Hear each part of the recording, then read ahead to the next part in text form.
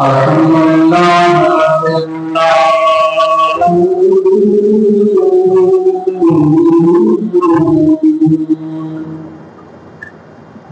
والصلاة والسلام على رسول الكريم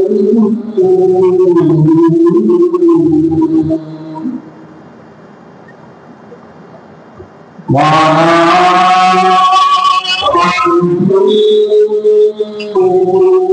وأصحابه وأهل بيته وأزواجه وأولياء ملته وعلماء أهل سنته أجمعين. أما بعد فأعوذ بالله من الشيطان الرجيم. بسم الله الرحمن الرحيم.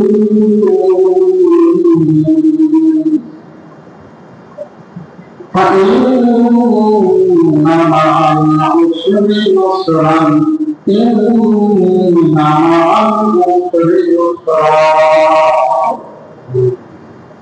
صدق الله العظيم وصدق رسوله النبي الكريم الأمين.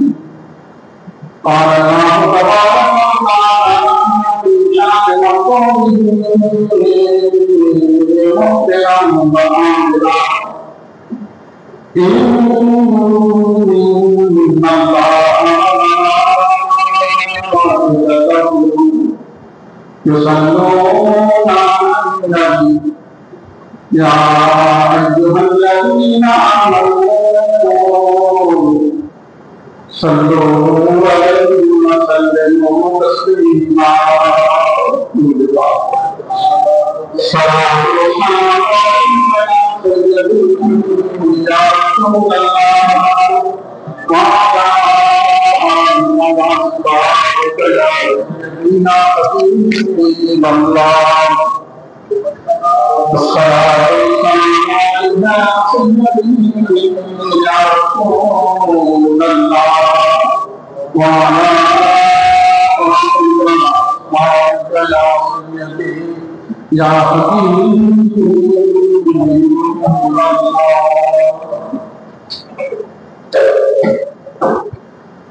ہم کو سنا کے بعد دعا ہے پروردگار عالم کے حق کرنے کی آپ کو سن کر ہم سب کو اس سے عمل کی توفیق عطا فرمائے.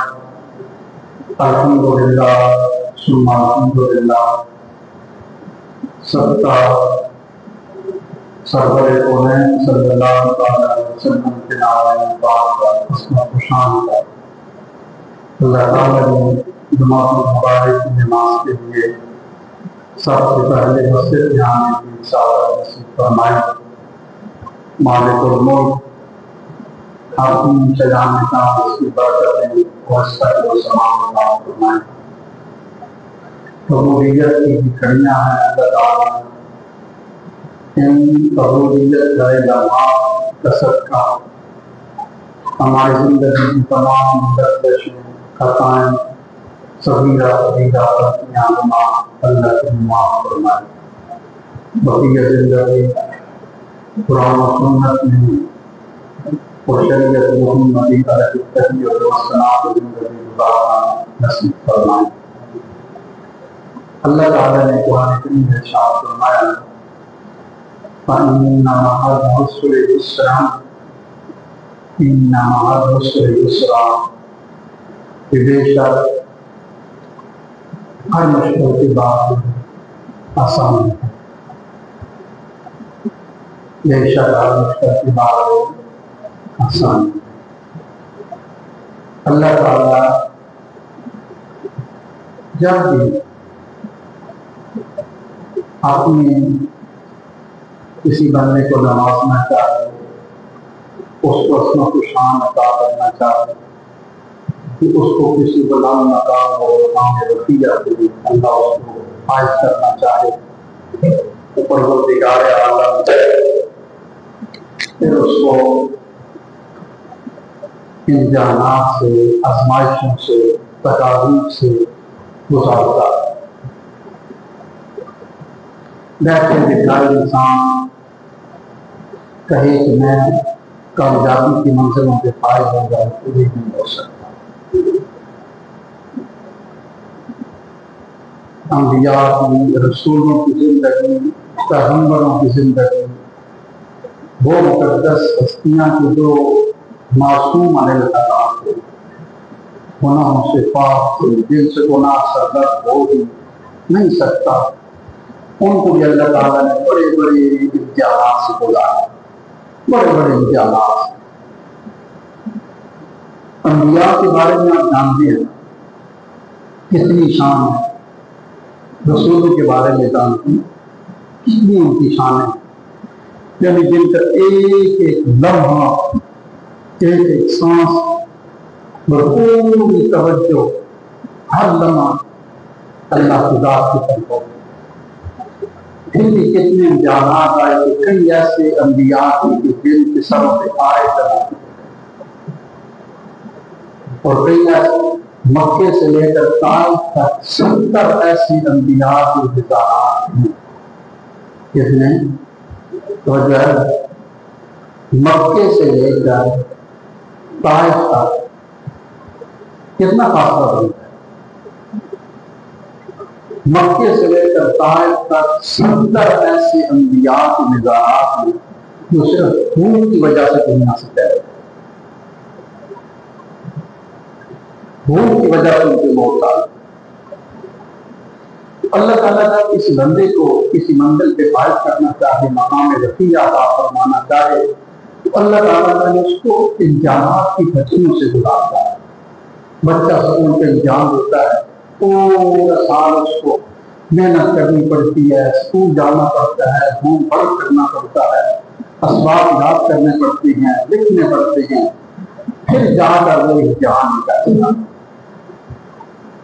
سونا ایسے ہی یا تیل ہے، پیٹرول ہے، ایسی یہ قیمتی یہ خزانے ہیں، زمین سے نکل کے قیمتی نہیں ہوتے۔ سونے کو دیکھنے کا ہے، اس کو آگ کی گھٹنی سے گزرنا پڑتا ہے، پھر جا کر اس کی قیمت بنتی ہے، اس کو ایک مقام ملتا ہے۔ حضور کی حیات طیبہ کو دیکھ لیں، طائف کے بازاروں میں پتھر مارے گئے، حضور نے جنگیں لڑی، اپنے مخالف ہو گئے، وطن چھوڑنے پڑے، کئی کئی روز تک کھانے کے لیے کچھ نہیں تھا، احد کے میدان میں دندان مبارک شہید ہوئے، اپنے سارے مخالف ہو گئے۔ تو اللہ فرماتا ہے میرا اتنا بھی پیارا ہوتا ہے، میں اس کو اتنا امتحان اور آزمائشوں سے گزارتا ہوں، لیکن یاد رکھنا فرمایا کہ فَإِنَّ مَعَ الْعُسْرِ يُسْرًا، إِنَّ مَعَ الْعُسْرِ يُسْرًا، ہمیشہ رات نہیں رہتی، رات کے بعد پھر صبح کا سویرا شروع ہوتا ہے، ہمیشہ مشکل نہیں رہتی، ہر مشکل کے بعد ایک آسانی، ہر مشکل کے بعد آسانی۔ امام حسین رضی اللہ تعالیٰ عنہ سے رسول کے، جنتی جوانوں کے سردار، جنت کے مالک، کتنے بڑے امتحان سے گزرے۔ تو فرمایا کہ مشکلات انسان کو اللہ کے قریب کرنے کے لیے آتی۔ ایک جب حضرت سیدنا یونس علیہ السلام کے پاس جبریل امین تشریف لائے اور اکثر آپ کے پاس آتے تھے، تو کافی دیر جبریل امین سیدنا یونس علیہ السلام جو اللہ کے پیغمبر تھے ان کے پاس بیٹھتے تھے۔ تو ایک دن حضرت یونس علیہ السلام نے پوچھا حضرت جبریل امین سے کہ مجھے کوئی ایسا بندہ دکھاؤ جو نبیوں کے بعد، رسولوں کے بعد اس وقت اللہ تعالیٰ کے دربار میں سب سے زیادہ خوش نصیب ہو، اللہ کا محبوب بندہ ہو۔ نبیوں رسولوں کے بعد حضرت یونس کے عہد میں زمانے میں، اپنے زمانے میں وہ بات کر رہے تھے جبریل امین سے کہ اس وقت آپ بتاؤ نبی اور رسولوں کے بعد اللہ کے ہاں سب سے زیادہ اس روئے زمین پر کون ہے جو بندہ اللہ کا قریبی ہے اور اللہ کو پسند اور اللہ کو محبوب ہے۔ تو حضرت یونس علیہ السلام کو حضرت جبریل امین نے ساتھ دیا اور فلسطین پہ چلے گئے، اور فلسطین کے پہاڑوں کی چوٹیوں پہ تشریف لے گئے، اور وہاں پر جا کے جو دیکھا یونس علیہ السلام نے کہ وہاں پہ اللہ کا بندہ ہے جو بیٹھا ہوا ہے، جس کو دونوں ہاتھ بھی نہیں اور جس کے دونوں پاؤں بھی نہیں، اور وہ بیٹھا ہے اور ایک ہی بات کر رہا ہے کہ یا اللہ تیرا شکر ہے، اللہ تیرا شکر ہے، یا اللہ تیرا شکر ہے، بس یہی بات کر رہا ہے۔ اللہ ناراض ہو تو تیرا شکر ہے، ہر لمحہ وہ شکر ادا کرتا ہے۔ تو حضرت جبریل امین نے کہا کہ یونس علیہ السلام سے کہ یہ بندہ اس وقت اللہ تعالیٰ کو انبیاء کے بعد سب سے زیادہ پسندیدہ ہے، محبوب ہے، اس لیے کہ اس کے دونوں پاؤں بھی نہیں، دونوں ہاتھ بھی نہیں، نہ اٹھ سکتا ہے نہ چل سکتا ہے، بس پڑا ہے پتھر کا پتھر۔ لیکن اس حال میں تو یہ مسکرا رہا ہے اور کہتا ہے اللہ میں خوش ہوں، اللہ میں تجھ سے راضی ہوں، بڑا راضی ہوں، تو نے مجھ پہ بڑے کرم فرمائے۔ تو یہ بندہ اللہ تعالیٰ کو سب سے زیادہ پسند ہے۔ تو جو مشکل میں بھی اللہ کو یاد کرتا ہے، گلا نہیں کرتا، شکوہ نہیں کرتا، اپنے رب کو یاد کرتا ہے، حضور نے فرمایا کہ انسان کو بیماری آ جائے اور اس بیماری کے اندر وہ کوئی شکوہ نہ کرے، کوئی شکایت نہ کرے، اس کو بخار ہو گیا، بیماری آ گئی، کوئی فالج ہو گیا، کینسر ہو گیا، شوگر ہو گئی، بی پی، جو بھی اس کا مسئلہ ہے، اس کبھی وہ زبان کی شکوہ شکایت ہے نہ لائے، یہی کہتا رہے کہ یا اللہ تیرا شکر ہے، تیرا شکر ہے، تیرا شکر ہے۔ کبھی کسی بندے کے سامنے بھی شکوہ شکایت نہ کرے، یہ بھی میں کہیں تکلیف میں ہوں، بس جتنی بھی بیماری ہے یہ کہتا رہے اللہ کا مجھ پہ کرم ہے، بس رب کا کرم ہے، شکر الحمدللہ، شکر ہے۔ تکلیف کے باوجود بھی، بیماری کے باوجود بھی، مشکل کے باوجود بھی کہتا رہے شکر الحمدللہ، اللہ کا بڑا کرم ہے، بڑا فضل ہے، میں اس سے راضی ہوں۔ تو حضور نے فرمایا جب بندہ یہ کہتا ہے کہ شکوہ شکایت نہیں کرتا تو اللہ تعالیٰ پھر اس کے خون کو ایک اچھے اور طاقتور خون میں تبدیل کر دیتا ہے، اس کے گوشت کو ایک طاقتور گوشت میں تبدیل کر دیتا ہے۔ اللہ تعالیٰ اس کی صحت کو 70 گنا زیادہ طاقتور اور حسین و جمیل بنا کر پھر اس کو صحت مند کر دیتا ہے۔ جو بندہ بیماری میں، مشکل میں، بھوک میں، کسی حالت میں بھی آپ کے رب کا شکوہ شکایت نہیں کرتا، رب کی رضا پہ راضی ہوتا ہے۔ تو اللہ فرماتا ہے میں بندے کی مشکلات بھیجتا ہوں، لیکن چھوٹی سی مشکل بھیجتا ہے جس سے اللہ راضی ہوتا ہے۔ یہ توجہ فرمانا، اللہ جس بندے پہ راضی ہوتا ہے اس کو چھوٹی سی مشکل بھیج کر بہت بڑی مشکلات سے بچا لیتا ہے، چھوٹی سی پریشانی بھیج کر۔ حضرت لقمان کے نام پر قرآن کریم میں پوری سورت ہے، حضرت لقمان کے نام پر پوری سورت ہے۔ یہ اپنے بیٹے کو نصیحت کرتے ہیں، یہ کوئی نبی نہیں تھے، بس اللہ کے ولی تھے، نیک تھے۔ تو حضور سے پہلے کا زمانہ، تو بنی اسرائیل کے دور میں تھے، حضرت لقمان، حکیم لقمان ان کو کہتے ہیں۔ تو اللہ تعالیٰ نے پوری سورت طیبہ ان کے نام پہ رکھی اور پورا رکوع ایک جس میں یہ اپنے بیٹے کو نصیحت کرتے ہیں کہ اللہ کے ساتھ کسی کو شریک نہ ٹھہرانا، ماں باپ کی نافرمانی نہ کرنا، اونچا نہ بولنا، اونچا بولنا جو ہے یہ گدھے کی نشانیاں وہ سیکھتا ہے کہ لاتا ہے لوگوں سے، انسان اونچی آواز میں بات نہیں کرتا، ہیملاتے نہیں کرتا ہے۔ تو آپ اس کو جو نصیحت لقمان کرتے ہیں نا بیٹے کو، تو اللہ تعالیٰ نے پوری نصیحت کو پورا رکوع بنا دیا، پورا رکوع جو آپ نے دانائی کی باتیں کی، حکمت کی باتیں کی۔ تو توجہ میری طرف، ان کی بڑی شان تھی۔ ایک دن جب اپنے بیٹے سے کہنے لگے حضرت لقمان کہ بیٹا اللہ تعالیٰ کسی چھوٹی مشکل کو بھیج کر بڑی مشکل کو ختم فرما دیتا ہے۔ جب اللہ کسی بندے پہ راضی ہوتا ہے نا تو اللہ تعالیٰ چھوٹی پریشانی بندے پہ بھیجتا ہے۔ جو نماز پڑھتا ہے بندہ اللہ کا ہوتا ہے، نیک کام کرتا ہے، حرام نہیں کھاتا، پاکیزہ خیالات سوچ ہوتی ہیں، اللہ اس کو چھوٹی سی پریشانی بھیج کر بڑی کو ختم کر دیتا ہے۔ یہ حضرت لقمان نے اپنے بیٹے کو یہ بات سمجھائی، اور سمجھانے کے بعد پھر کیا ہوا پھر ایک دن حضرت لقمان بیٹے سے کہنے لگے کہ آؤ، اس وقت کے جو نبی تھے نا، حضرت لقمان کے عہد کے زمانے کے، آپ کے دور کے جو نبی تھے بنی اسرائیل، تو حضرت لقمان نے اپنے بیٹے سے کہا کہ آؤ اس نبی کی زیارت کے لیے چلتے ہیں۔ توجہ کرنا، اس نبی کی زیارت کے لیے چلتے ہیں۔ تو گرمیوں کے سخت دن تھے، ایک صحرا کو عبور کرنا تھا، اس سے آگے جا کر وہ ایک شہر تھا، ایک بستی تھی جہاں پہ اللہ کے پیغمبر وہ تشریف فرما ہوتے تھے، ان کا مسکن تھا۔ تو حضرت لقمان اور ان کے جو بیٹا تھا، انہوں نے دونوں نے گھوڑے لیے، سواری لی، کھانا ساتھ لیا، پانی ساتھ رکھا، اور دونوں سفر شروع کر دیتے ہیں۔ اب جب صحرا میں پہنچتے ہیں نا، توجہ کرنا، یہ بات بڑی توجہ کی ہے، بارش ہو رہی ہے، ابارنا ہوتی ہے، آپ نے دیکھی ہوئی ہے، آپ بار نہیں رکھتے میری طرف دیکھتے۔ تو جب سفر شروع کرتے ہیں نا صحرا میں، دونوں باپ بیٹا ایک نبی کی زیارت کے لیے تشریف لے جا رہے ہیں۔ اس سے پہلے حضرت لقمان نے بیٹے کو یہ نصیحت کی تھی کچھ دن پہلے، بیٹا اللہ جب کسی پہ راستے ہوتا ہے تو چھوٹی مشکل بھیج کر بڑی کو ختم فرما دیتا ہے۔ سفر شروع ہو گیا، گھوڑے ہیں باپ بیٹے کے پاس، کھانا ہے، پانی ہے، صحرا ہے، شدت کی گرمی پڑ رہی ہے۔ جب اس صحرا میں داخل ہوئے تو چلتے چلتے کیا ہوا کہ گھوڑے تھے، جانور تھے، گرمی تھی، برداشت نہ کر سکے، ان کی جو رفتار تھی اس میں سستی آ گئی، چلتے چلتے آہستہ آہستہ وہ گھوڑے زمین پہ گر گئے اور دونوں ختم ہو گئے۔ اب باپ بیٹا حضرت لقمان اور آپ کا بیٹا وہ کھانا اور پانی پکڑا اور دونوں پھر آگے سفر شروع کر دیتے ہیں۔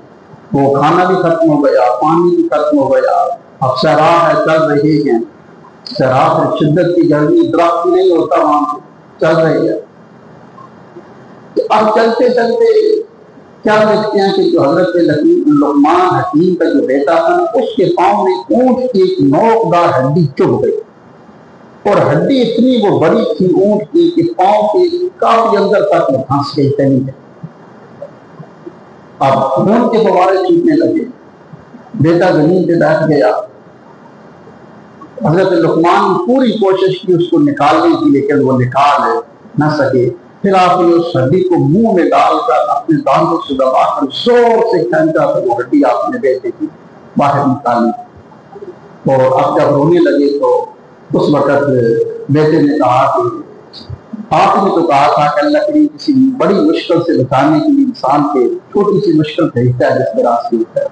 تو کہا بیٹا میرے دل میں باپ کا دل ہے، وہ نہیں برداشت کرتا، تب بیٹے کی تکلیف کو اس میں رونا آ گیا۔ تو جب ہڈی کھینچ کر نکال دی تو نکالنے کے بعد اب خون نکلنے لگا، خون تاکہ وہ بند نہیں ہو رہا تھا۔ تو اب دور دیکھا کہ ایک بستی ہے، وہاں سے کچھ دھواں نکل رہا ہے۔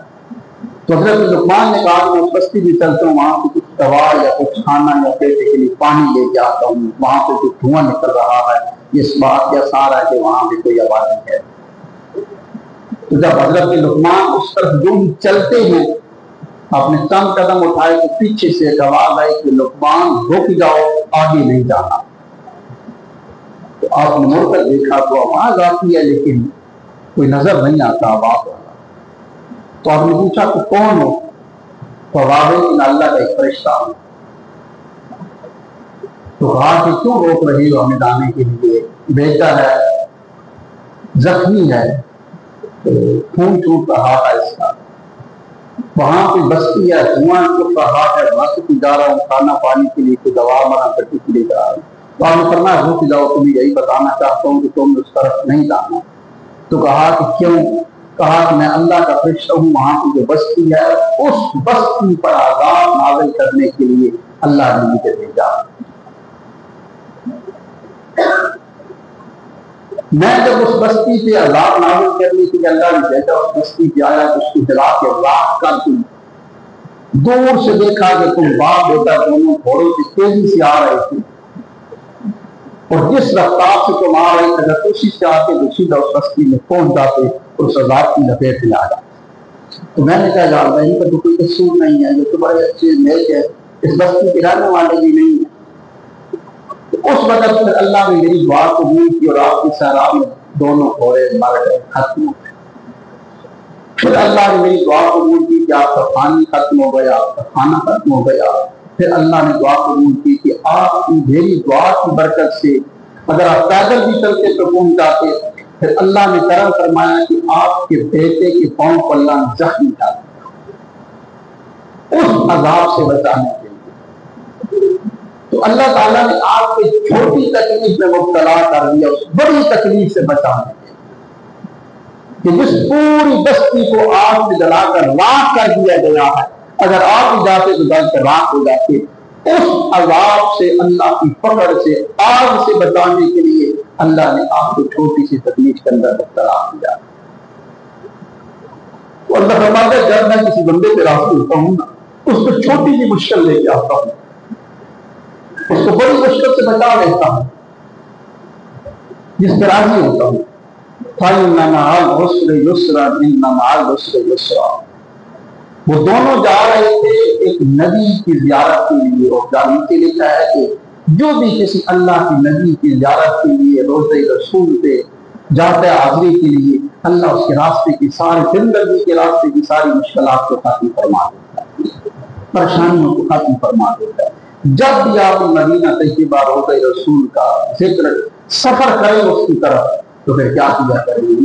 ذہن میں نیت کیا کریں، یا اللہ میرے دنیا اور آخرت کے راستوں کو آسان فرما دے، اس کے راستے کے جتنی بھی شیطان ہے، نفس ہے، جتنی بھی اس میں شر ہیں، گناہوں کے شر ہیں، تیری ناراضگی اور غضب ہے، اللہ اس میں کو بچا اور دنیا اور آخرت کے دارین کے راستوں کو جاننا آسان فرما۔ انسان پہ دکھ آتے ہیں، یہ یاد رکھنا، اللہ کے نیک بندے بھی آتے ہیں، گناہگار میں کبھی دکھ نہیں آئے گا، کبھی بھی دکھ نہیں آتا گناہگار۔ اور اب یہ ہے کہ آزمائشیں آتی ہیں، لیکن پتہ کیسے چلے کہ یہ اس کا ایکسیڈنٹ ہوا ہے، یہ اس پہ آزمائش تھی یا اللہ کی پکڑ تھی؟ یہ لوگوں کی آزمائش آتی ہے، بیماری آ جاتی ہے، اب بیماری آ گئی، اس پہ بھوک آ گئی، کوئی تکلیف آ گئی، تو پتہ کیسا چلے کہ اللہ کی اس کی پکڑ تھی یا اللہ کی آزمائش تھی؟ ایک پکڑ ہوتی ہے، ایک آزمائش ہوتی ہے۔ آزمائش امتحان نیک لوگوں پہ آتی ہیں، اور جو اللہ کے نافرمان ہوتے ہیں، گناہگار ہوتے ہیں، ان پر اللہ کی پکڑ۔ تو پتہ کیسے چلے؟ تو فرمایا کہ پتہ ایسے چلتا ہے کہ جب اس امتحان آنے کے بعد، اس مشکل کے بعد اگر دل پہلے سے زیادہ اللہ کی طرف راغب ہو جائے تو سمجھ لینا کسی آزمائش تھی، اللہ مجھے کس امتحان سے گزار رہا تھا میرے مقام کو بلند کرنے کے لیے۔ اور اگر اس امتحان کے بعد مثلا آپ کاروبار کرتے ہیں اور کاروبار میں جو ہے وہ جیسے آج کل کے حالات ہیں، کاروبار میں آپ کو نقصان ہو رہا ہے، آپ کا مال ڈوب رہا ہے، آپ کی تجارت بیٹھ رہی ہے، تو پھر کیا ہے؟ اتنا ہونے کے باوجود بھی دکانوں میں آپ کا نقصان ہے، آپ کرائے پورے نہیں کر رہے تھے، کچھ بھی نہیں کر رہے، اتنا ہونے کے باوجود بھی اگر آپ کا دل مسجد کی طرف، نمازوں کی طرف، اللہ کی طرف نہیں راغب ہو رہا تو سمجھ لیں کہ اللہ کی پکڑ آ گئی تھی مجھ پر۔ لیکن اگر آپ کی مال ہے، تجارت ہے، کاروبار ہے، وہ بیٹھ رہا ہے، نقصان ہو رہا ہے، لیکن پھر آپ کا دل مسجد کی طرف راغب ہے، اس کے باوجود جزان ہوتی ہے، دور کی مسجد میں آتی ہیں، پہلے سے زیادہ اللہ کے راستے میں آپ غریبوں کی مدد کر رہے ہیں، اللہ کے راستے میں دے رہے ہیں، تو سمجھ لینا کہ یہ اللہ کی طرف سے آزمائش تھی جو اللہ نے مجھ پہ بھیجی تھی، یہ آزمائش تھی اللہ کی طرف سے، اور اللہ مجھے اس امتحان سے گزار کر کسی بڑے امتحان سے بچا رہا تھا، اور اللہ مجھے کامیابی کی منزل سے فائز کر رہا تھا۔ دروازے کھول دو پیچھے صاحب، جا بنگے دروازے کھول دو، توجہ میری طرف کر۔ تو اللہ تعالیٰ انسان کو فرماتا فَإِنَّ مَعَ الْعُسْرِ يُسْرًا إِنَّ مَعَ الْعُسْرِ يُسْرًا۔ اللہ تعالیٰ انسان کو مشکل دیتا ہے، لیکن اللہ فرماتا ہے گھبرانا نہیں، ہمیشہ رات نہیں رہتی بلکہ رات گزرتی ہے، پھر صبح کا سویرا طلوع ہوتا ہے۔ گھبرا نہ جانا کہ یہ ساری زندگی رات ہی رہے گی، نہیں بلکہ سویرا بھی آئے گا، صبح کا سورج طلوع بھی ہوگا۔ پاکستان کے حالات مشکل ہیں، لیکن یہ ہمیشہ مشکل ہے نہیں رہیں گے، بلکہ انشاءاللہ ایک وقت آئے گا کہ یہی ملک جو ہے وہ اللہ کریم کرم فرمائے گا، اس پر رسول اعظم کی شریعت کی نافذ ہوگی، یہی پاکستان ترقی بھی کرے گا۔ تو دکھ آتے ہیں کس لیے؟ جب سکھ آئے نا تو آنکھوں میں آنسو نہیں آتے۔ یہ دکھ ہی ہیں جو بندوں کو ایک رونے کا سلیقہ سکھاتے، یہ دکھ ہی ہیں جو انسان کو مقصد کا راستہ بتاتے، یہ دکھ ہی ہیں جو انسان کو نماز پڑھنے کا طریقہ سکھاتے، یہ دکھ ہی ہیں جو انسان کو اللہ کی نور اپنا دامن طلب پھیلانے کا طریقہ سکھاتی ہیں، یہ دکھ ہی ہیں جو انسان کے سامنے قرآن اس کو کھول کر تلاوت کرنے کا طریقہ سکھاتے ہیں۔ سکھی انسان کبھی روتا نہیں ہے، وہ مکے بھی نہیں چلا جائے تو وہاں پر بھی اس کی آنکھوں میں آنسو نہیں آئیں گے، اس لیے کہ اس کی زندگی میں دکھ ہے ہی نہیں۔ یہ دکھ اللہ کی بہت بڑی نعمت ہے، ساری نعمتوں سے بڑی نعمت جو اللہ کے قریب کرنے والی ہے وہ انسان کے دکھ ہیں۔ جب دکھ آتا ہے تو پھر انسان اللہ کو سجدے میں جھکا دیتا ہے اور رو پڑتا ہے۔ ورنہ جس کے پاس سواریاں ہیں، جس کے پاس اچھے مکان ہیں، کاروبار ہیں، پیسہ ہے، مال و دولت ہے، وہ مکے بھی نہیں چلا جائے، طواف بھی کرتا رہے، کچھ بھی کرتا رہے، اس کی آنکھ میں کبھی آنسو نہیں آئے گا۔ دکھ جو نہیں ہے تو دکھ ایسی چیز ہے جو انسان کو یہاں تک اللہ کے قریب کرتی ہے، اللہ تک پہنچاتی ہے۔ جیسے بہتی شریف میں حدیث پاک ہے کہ ایک شخص حضور کے پاس آیا، اس کا سر پھٹا ہوا تھا، خون بہ رہا تھا تیزی سے، تو حضور نے فرمایا کہ کیا ہوا؟ اس نے کہا حضور میں جا رہا تھا، اپنے گھر کے قریب تھا کہ اچانک دوسری طرف سے ایک عورت آ گئی، جوان عورت تھی، حسین و جمیل۔ حضور میری اس پہ نظر پڑی تو میں اس کو دیکھتا رہا، آگے بھی چلتا رہا، اسی کے خیال میں میری نظر اس کی طرف تھی، میں آگے جا رہا تھا، سیدھا میرا سر ایک دیوار سے ٹکرایا، اس کے خیال میں تو حضور سر سے خون آنے لگا۔ تو حضور مسکرائے، فرمایا پھر مبارک ہو، اللہ تم پہ راضی ہے کہ اللہ تعالیٰ نے تجھے چھوٹی بڑی مشکل سے بچانے کے لیے چھوٹی مشکل کے اندر مبتلا کر کی طرح سارے ایک دیوار سے ٹکرا کے تھوڑا سا خون نکال کر اللہ نے تیری بڑی مشکل کو ختم فرما دیا۔ تو یہ چھوٹی چھوٹی مشکلات آتی ہیں نا، اس کے اللہ کا شکر ادا کر رہے ہیں۔ بزرگان دین وہ تھے کہ اگر ایک مہینہ ان پہ بیماری نہیں آتی تھی، بخار نہیں ہوتا تھا، تو وہ سر سجدے میں رکھ لیتے تھے، وہ تڑپتے تھے، روتے تھے کہ اللہ تو ناراض ہو گیا۔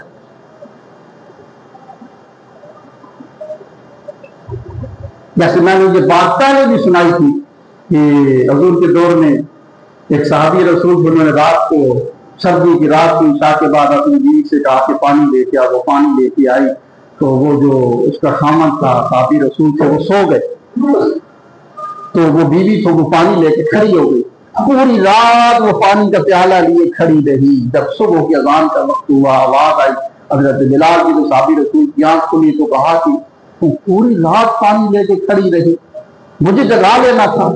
کہا نہیں، میں نے کہا آپ کی بے ادبی ہوگی، آپ میری زندگی کی سرتاج ہیں، شوہر ہیں، میں نہیں چاہتی تھی کہ آپ کی بے ادبی ہو، جب آپ کی آنکھ کھلے گی تو آپ کو پانی دے دوں۔ تو کہا کہ اتنی مجھ کو راضی ہے، اتنی محبت کرتی ہے، اتنا ادب کرتی ہے، مانگ تو کیا مانگتی ہے؟